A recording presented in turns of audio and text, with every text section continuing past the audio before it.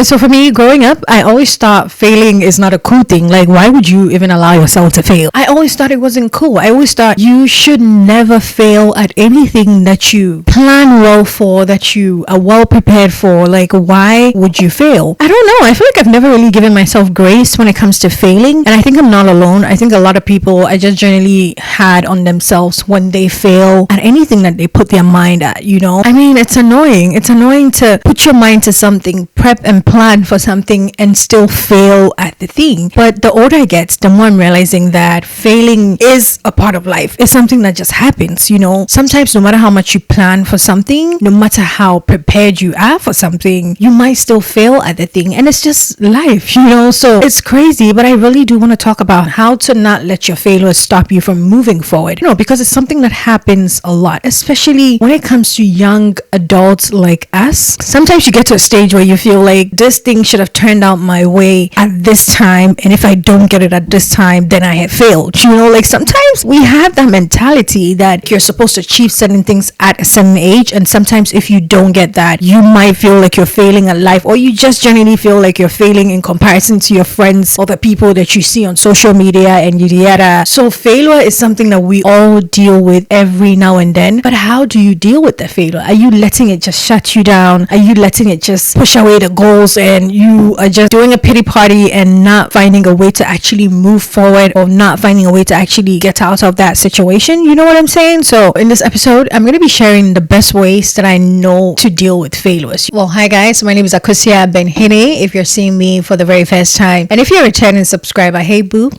what it do? Yes, I missed my intro. I haven't done my intro in a minute, but I figured I'll do it. You know, I figured I'll just keep the introduction going. Now on this channel, what I do is a lot of beauty and a lot of self-development, okay? I am just a girl who is on a journey to become the best version of myself. And as I'm going on this journey, I'm learning a lot of things that I find very useful. So I tend to share them with you. I tend to share them with my sisters. That's what I call it, okay? So if you ever need to come back to watch any episode, they're always going to be there. So you can always come back whenever you want to, okay? But in today's episode, I do want to talk about how to deal with your failures, okay? How to not let your failures cripple you as a person. Because each and every one of us, we're always dealing with our own setbacks here and there. Even the top big rich people who have like all these big companies around the world, they deal with setbacks every single day. But the question is, how are you getting out of that failure? How are you not letting that failure cripple you from moving forward? That is the actual question. Are you letting your setbacks define you as a person? Sometimes you don't know your bandwidth with a situation until you're in that situation. A lot of the times, failing at a situation or just dealing with a failure in general is a room for us to grow. But sometimes we refuse to see that. Sometimes it's even hard to see that because you might not see based on the emotions that you have at the time, based on just how bad you feel and just how terrible the whole situation might have turned out. So for you, you're just thinking of how you failed, being so hard on yourself. But it's usually room for us to grow. It's usually time for us to reassess that situation and then use that as a learning curve. So in this episode, what I want to do with you is share 7 ways of how I know best to not let your failures stop you from moving forward, okay? Now, the very first thing that I can say is you want to reframe your mindset when it comes to dealing with failures and just generally how you handle failures. How about instead of seeing them as you failed, you're a failure, how about you start seeing them as feedback? How about you start seeing them as room to grow? You know, when in primary school, whenever you would get your results back, sometimes your teacher would write, there's more room to grow, there's more room for improvement. That's literally what I mean, okay? How about instead of seeing your failure as I have failed and I cannot do it again, how about you see it as a feedback and find a way to use that feedback to improve or to be better for the next time that when you're trying the same thing, okay? It can very much feel, you know, crippling. It can very much feel like you don't want to try it again. It can very much feel like, well, I don't want to put in all this time and energy because I don't know what's going to come back. The first time didn't go so well, so it might just go the same way. But usually if you put in the time, if you listen to everything or take a critical look at everything that happened, you know, during that first step and see things that you could possibly work on, things that you could possibly change, sometimes the outcome, I'm not saying that every single time the outcome will be different, but I'm saying that 9 times out of 10, sometimes if you change that strategy, sometimes if you take that failure as a feedback, it can give you different results. So instead of feeling like you failed at something, try taking it as a feedback. Now, the next thing that I want to talk about is you detach detaching your self-worth from the outcome of every situation, okay? Just generally letting the outcome of every situation judge how your self-worth is or judge who you are as a person. The fact that you failed doesn't exactly mean that you're a failure. It's a one-time occasion. It's a one-time happening. It doesn't exactly mean that every single time you fail in life. Take a moment to look at the number of things that you have achieved. Take a moment to look at the number of things that you have succeeded at and tell me,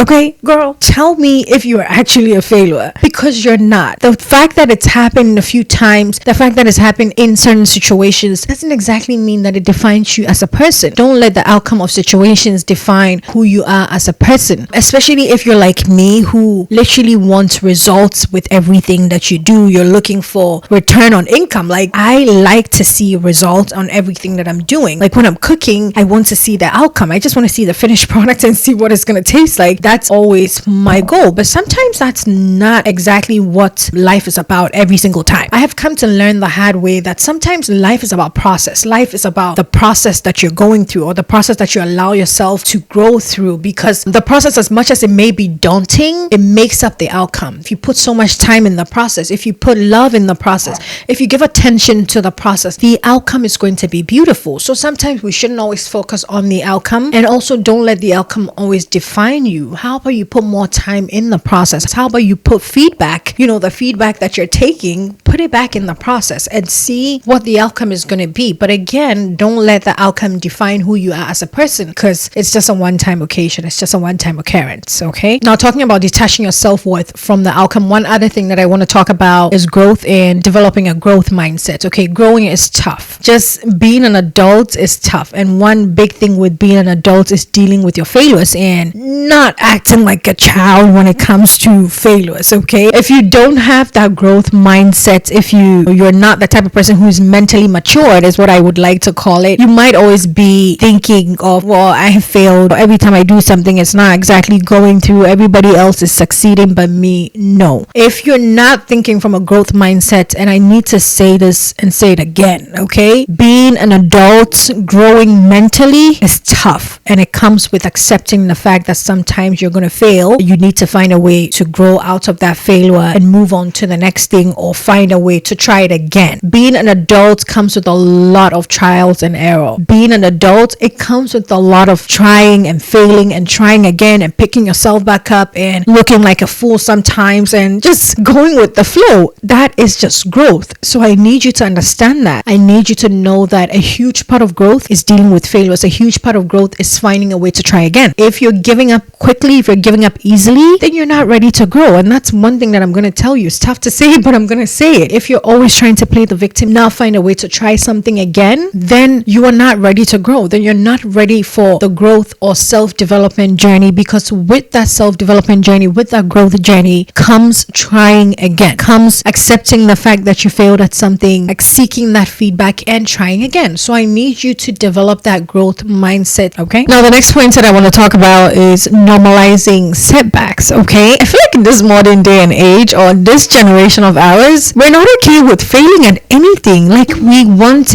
and it's just, I feel like that's the lifestyle that we have been exposed to, social media and everything. We've just been exposed to the fast life and not being okay with processes and generally failing at something. I feel like with our generation, if you fail at something, you're looked at in a different way. I feel like our generation puts so much pressure on not normalizing the fact that setbacks is a part of life. Failing is a part of life. It's meant to be a part of the natural human process. You're supposed to fail just so that you can learn something. And this was one thing that my supervisor would always say, my manager, my supervisor, however you want to put that. One thing that she would always say is failure for her was always room to learn, was always room to grow. She always looks forward to failing. And even though it sounds very crazy, it's so true. She's like, she looks forward to hearing remarks from whenever she fails, because that's time for her to grow. That's the best time that she can be a better version of herself, because she knows that praises is never going to let you grow as a person. But when they sing praises, it just makes your head big. It doesn't really do much for you. I mean, yeah, it does push you you, gives you a little bit of a nudge here and there. But when you fail, see, if someone tries to tell you something that you failed at, when you fail, the feeling that you have, just that uncomfortability that you have, you always want to do better. You always, especially in corporate at least, when you fail at something, you're always looking forward to how you can kick back and be better the next time. So that's one thing that I want to say. I need us to normalize setback. It's okay to fail, but it's also okay to try again. Okay, so I need you to normalize it in that regard. Now, my next point is going to be taking small steps, okay? Especially if you've tried something and you failed at this thing and you're looking for a way to try again, but you just feel overwhelmed in general. You feel like, I don't know how I'm going to try this thing again. It took me too much time, too much effort to do the first try. I don't know if I want to go at it again. I don't know if I want to do the same process again. What I can say is take small steps towards that same goal if you're looking to try again. Re-strategizing in a way that doesn't overwhelm you, that doesn't make you feel like you're putting too much on yourself. Do it at your own pace, but don't give up on it fully. I guess that's the main point. Don't give up on the thing that you're trying to do. Just try to take smaller steps. Try to find a way to redo it again. And it's better to try to get closer to it than to give up completely on that thing that you're trying to do, okay? So I would rather you take smaller steps to getting there than taking no steps at all, because giving up is not an option, is what I need to say. It's never an option. And then the last but not the least thing that I want to talk about is knowing the bigger picture and just trusting the bigger picture. Because sometimes if you know what your goal is, if you know what the bigger picture is, it doesn't matter how many times you fail, child. You are going to keep trying and trying and trying again. Only you know the bigger picture and only you trust that bigger picture. And so no matter how many times you fail, I just want you to keep trusting the bigger picture, okay? If it doesn't work out using plan A, please use plan B and plan C. Sometimes when you know the bigger picture and when you trust that bigger picture, it's a lot more easier for you to keep trying. It's a lot more easier for you to not be fazed by that failure that you've just gone through, And now the last thing that I'm going to say is surrounding yourself with the right people. I feel like this thing I say almost every single time because it is such an important thing, especially when you're on any self-development journey or trying to be, the best version of yourself. When you're dealing with failures or when you're, in a phase where you're not so certain about yourself, you're not so certain about the things that is happening in your life, you need the right people to piggyback you, is what I say, okay? Like sometimes you're not in the right frame of mind to see the things that are going on around you or just to see how good you're doing for yourself. Sometimes you're just so focused on everything that's going wrong, everything that could possibly go your way but it's not going your way. Sometimes that's all you can see. It's like you're just pigeonholed into that vision of seeing all the wrong things that you're doing or seeing to you it might feel like all the right things that you could do, but you're ignoring every other thing that's going on in your life. So sometimes you just need the right people around you to remind you, okay, to remind you of what journey you've been on, to remind you of your past wins, to remind you of how you've killed it so many times in the past and how you're going to always kill it. I need you to have the right people around you. And if you don't have the right people around you, be the right person for yourself. So setbacks is something that we all deal with in life. Like I said in the beginning, people who are super rich, have millions of dollars and businesses, they still deal with setbacks every single time. Now it's how you pick yourself up, is how you don't let it cripple you, is how you make a second plan and try again. That's what defines you as a person. The fact that you failed one time, it doesn't mean that you're somebody who's going to fail every single time. It doesn't mean that that's who you are. It doesn't mean that you're not good at things.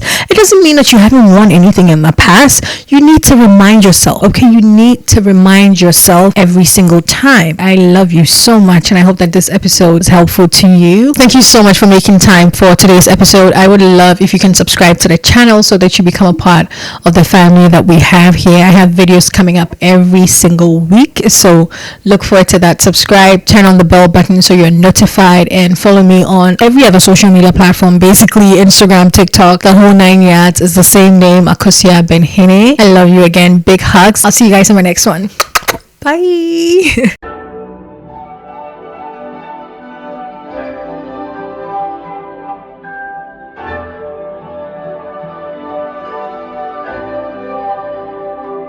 When they say she get it from her mama, I'ma say you fuck her right, body